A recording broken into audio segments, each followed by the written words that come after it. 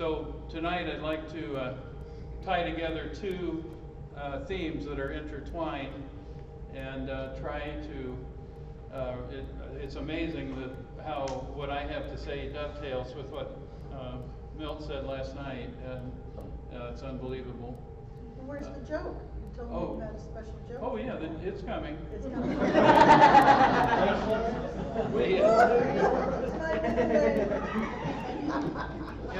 This time the joke actually sort of fits in with what I'm talking about, and Tough crowd. no moaning. So there was this fundamentalist Baptist that was getting on a flight, and he was going down the aisle, and he saw this little girl sitting there reading a book, and so he decided he would sit next to her, and he decided that she looked like a candidate for evangelism. So he tried to strike up a conversation with her and said, would you like to have a little talk? You know, the flight goes quicker if you have a conversation. And she said, well, what would you like to talk about? And he said, well, we could talk about God and Christ and the Bible. And she said, well, those would be interesting topics. But let me ask you a question. Deer and cows and horses all eat the same stuff, grass, yet the deer excretes little pellets, and the cow brings out a flat patty, and a horse comes out in clumps. Why is that? And he was amazed at the little girl's intelligence, and he said, well, I really don't know.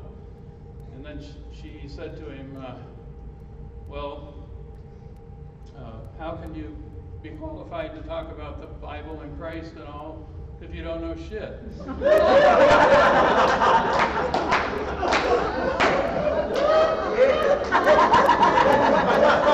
There's the way on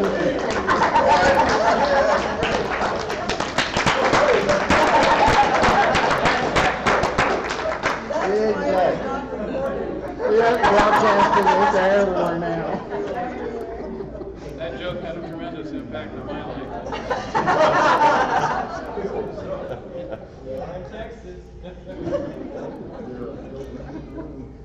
And that story does illustrate a little piece of something, and that is that a lot of consideration of, as Milt, I think, mentioned last night about what we call the Great Commission, and that Jesus can't come back till every people group is reached, or however they put it.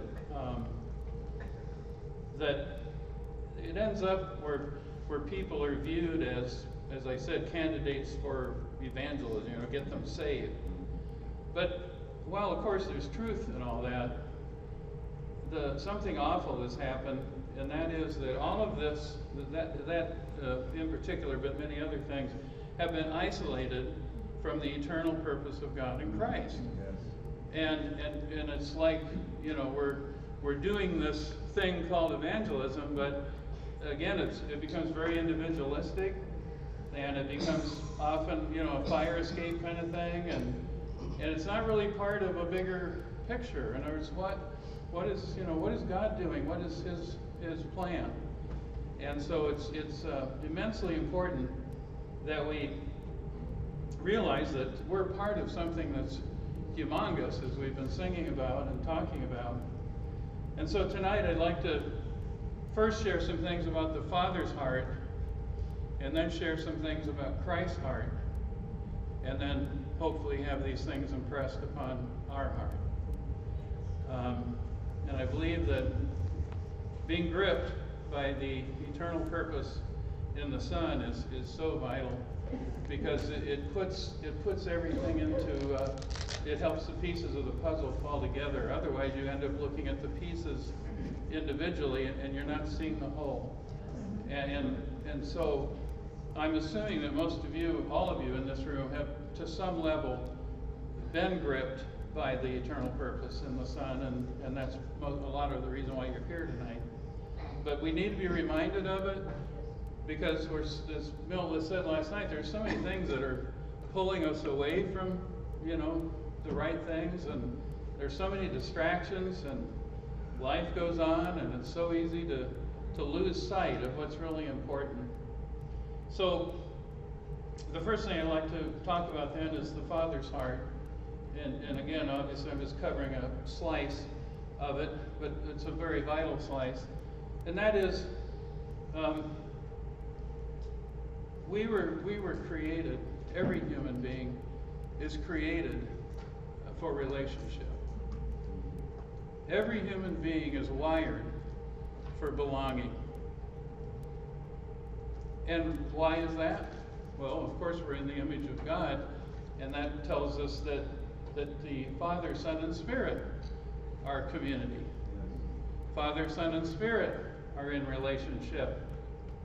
And when they created, then, what they created, us being the apex of His creation, it's built into us to desire relationship.